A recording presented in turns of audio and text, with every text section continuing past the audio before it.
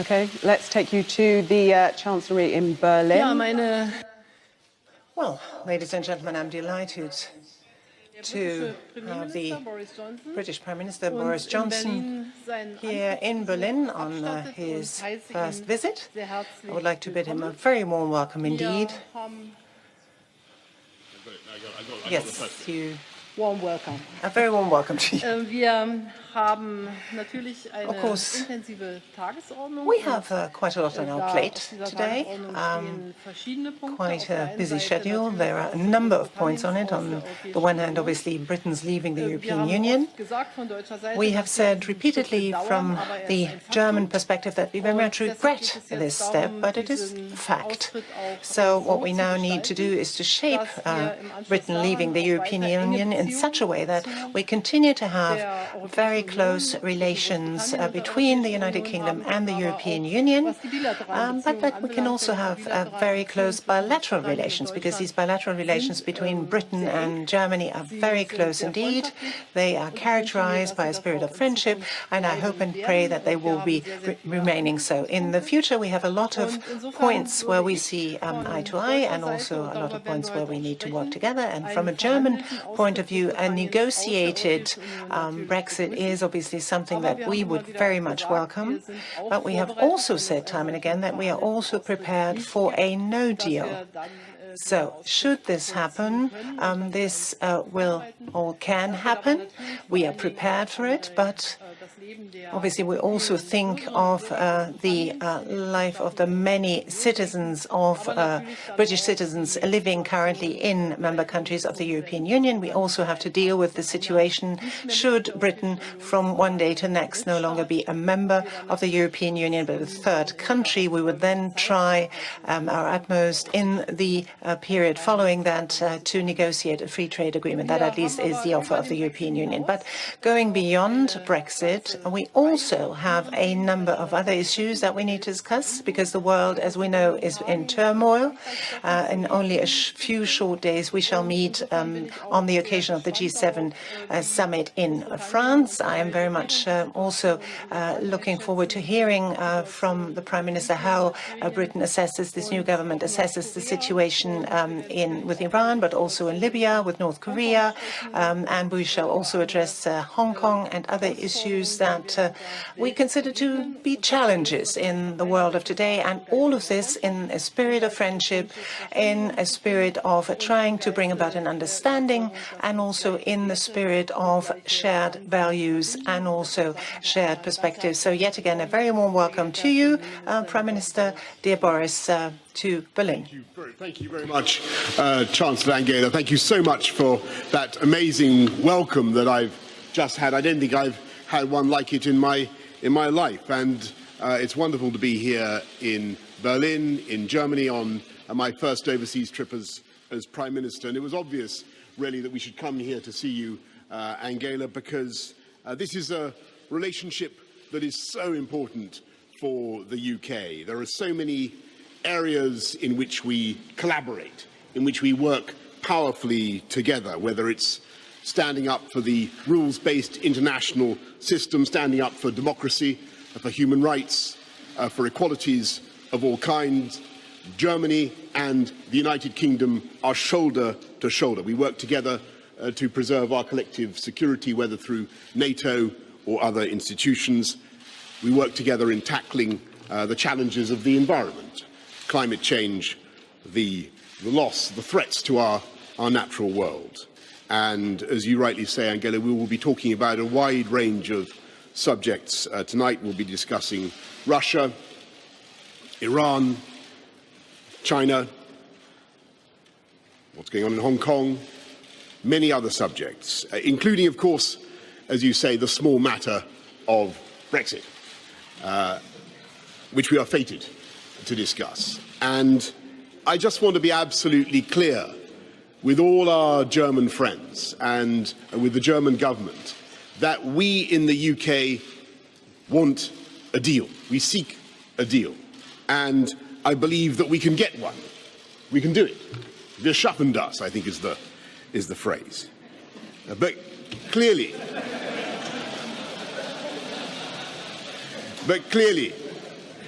we cannot accept the current withdrawal agreement, arrangements that either divide the UK or lock us into the regulatory and trading arrangements of the EU, the legal order of the EU, without the UK having any say on those matters. So we do need that backstop removed. But if we can do that, then I'm absolutely certain that we can move forward together. And I want to make one crucial point, which is that we in the UK are absolutely dedicated to the protection of the rights of the 3.2 million EU nationals in our country who do so much, who contribute so much to our country, and of course, in particular, our German friends. So that's why I'm here tonight. Thank you very much for that wonderful welcome, and I look forward to developing our friendship and our relationship.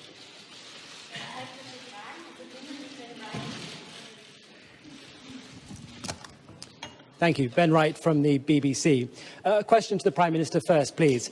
Mr Johnson, the EU says it will not renegotiate the withdrawal agreement under any circumstances.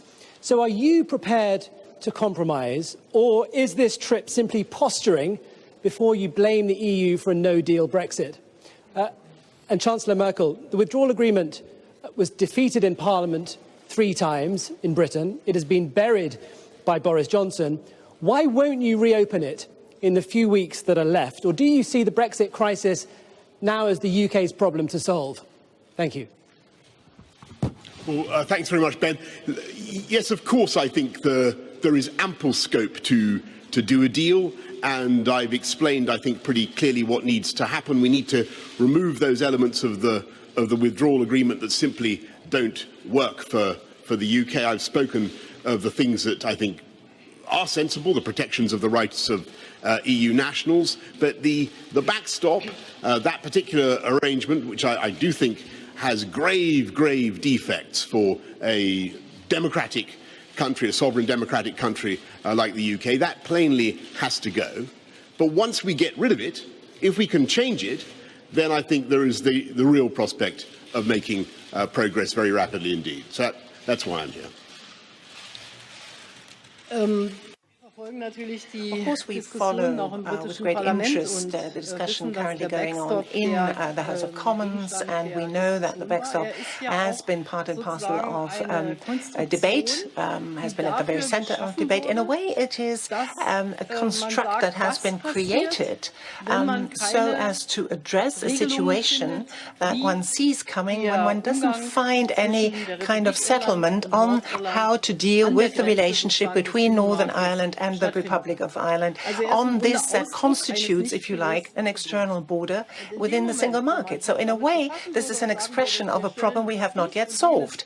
Once we see and say, this could be a possible outcome, this could be a possible arrangement, this backstop as a sort of placeholder is no longer necessary, then we know how the future relationship between the European Union and the United Kingdom will be shaped, particularly Northern Ireland, obviously, and the member state, the Irish Republic. So the backstop has always been a fallback position if one is able to solve this conundrum. If one finds this solution, we said we will probably find it in the next 2 years to come, but we can also maybe find it in the next 30 days to come. So then we are one step further in the right direction, and we have to obviously put our all into this. But that presupposes, allow me to say this, that we have absolute clarity on the future relationship of Britain and the European Union, how this is supposed to look like. And I think this clarity, in a way, has become clearer, if I may put it that way, so we have a lot to discuss tonight. Frank Jordans, AP. Frank Jordans from AP. Madam Chancellor, yesterday you spoke of these practical solutions for the Northern Irish question. How could they look like for you or for your colleagues? And you've also said within the next 30 days this could be possible. How realistic is this? And Prime Minister, how do you expect to negotiate with the European Union in the case of a no deal? Wouldn't you be going back to the very same leaders that you've just rebuffed with a much more difficult negotiating position? And do you see a prospect of a time-limited backstop as viable? Also, erstmal möchte ich noch mal betonen. Well, let me underline yet again, and that is something that I think has worked over the past few years quite well. The Commission is negotiating on behalf of the 27 member states, and we have, as 27, the aim to have a uniform, consistent position vis-à-vis Britain, and I think that's important also for the United Kingdom.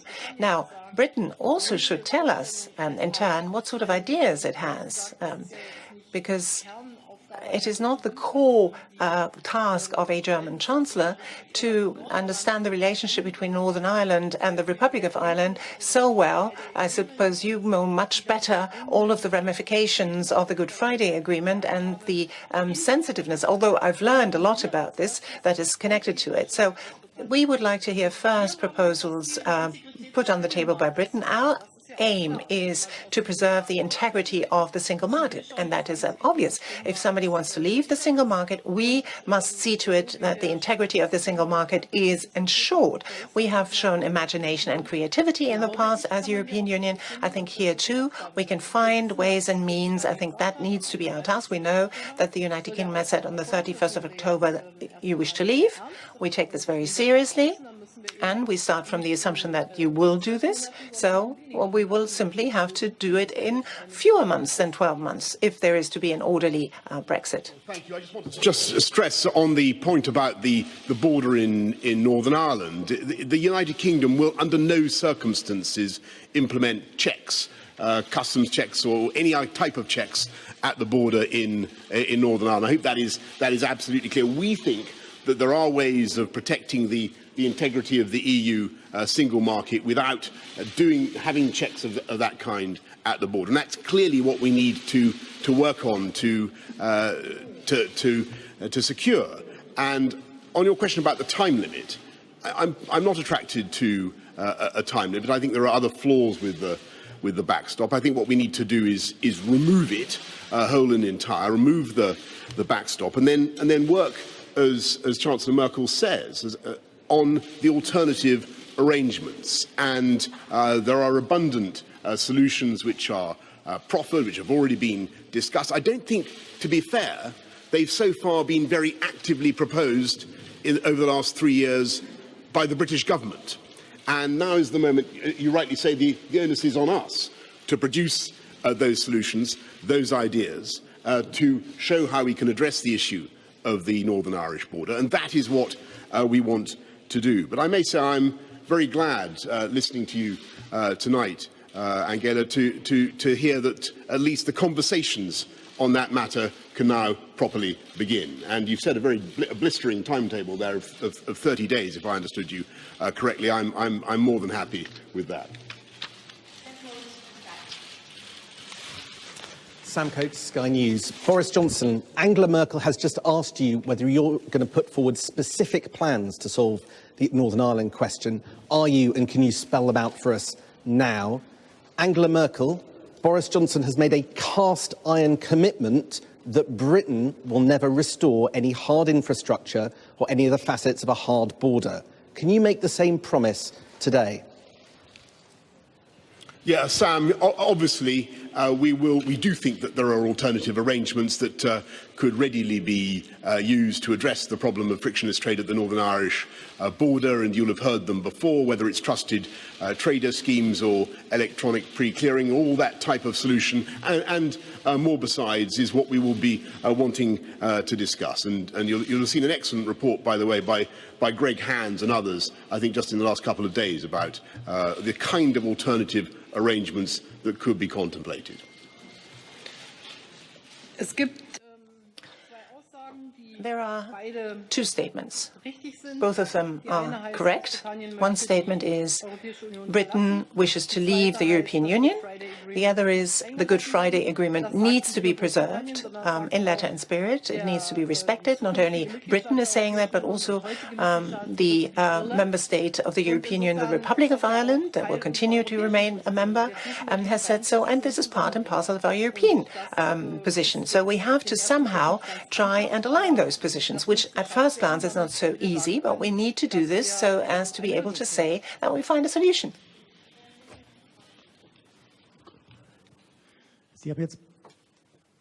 Andreas Rinke from Reuters. Both of you have shown a spirit of compromise, or a readiness at least to compromise. But the basic problem, Chancellor, is it not that you do not wish to change the withdrawal agreement, and you, Prime Minister, are not satisfied with only sort of changing this agreement on the future relationship. So is there not the basic problem still unaddressed? Is it not only blame game, as the Federal President said today? And just an additional question, with a view to G7, the US President has just suggested to re-accept Russia as a member. Are you both for this or against this? Well, we do not as yet have a solution. So your question obviously is a justified one, but it cannot be answered today. You will simply have to wait a little bit longer whether we come up with a solution. I see possibilities through, for example, shaping the future relationship in such a way to address this point in a sustainable manner and a firm manner, and the rest is work, hard work. On the second question, whether Russia should again participate in the G7 meeting in 2014, there were good reasons for Russia being suspended. The Russian president spent a visit, an official visit in France. There seems to be a slight movement as regards the translation of the Minsk process into reality. If we were to come forward in the implementation, maybe the situation may change. But as the situation is today, I would say there is not yet sufficient progress for saying the reasons we had in 2014 are obsolete. So this is why we, and that means Europe, but also France and Germany in particular, will put our all into talking to the new president of Ukraine, Zelensky, and talking to Mr. Putin and try to make progress. And then we look at the progress and we can see whether we are already far enough. Your point about the seeming impossibility of the negotiations. I've in my life watched a lot of European negotiations, and believe me, it looks at first as though it's, you know, irresistible force and immovable object, and what in my experience happens is that people find a way through. And I think that if we approach this with sufficient patience and optimism, as I say, we can get this done. And it's in the final furlong generally when the horses change places and the winning deal appears. On your second very good point about Russia and the G7, I'm aware, of course, of the moves to reintegrate Russia into the G7. And I just have to say that given what happened in Salisbury and Wiltshire, given the use of chemical weapons on British soil, given the continuing instability, civil war, the war in Ukraine, given Russia's provocations, not just in Ukraine but in many other places, I must say I am very much with Chancellor Merkel in thinking that the case has yet to be made out for Russia to return to the G7. I think that probably is yet another example, if I may say so, of an area where UK and Germany have a common position. Okay, danke schön. Wir müssen jetzt. Thank you very much. We need to go to work now. Thank you. Well, very abrupt ending there. The Chancellor Angela Merkel say that they needing to go to work, which is absolutely correct. Much for them to talk about: Russia, Iran, China, Hong Kong, and as the Prime Minister Boris Johnson said, that small matter of Brexit. I think he was making a little joke there. We're listening to all of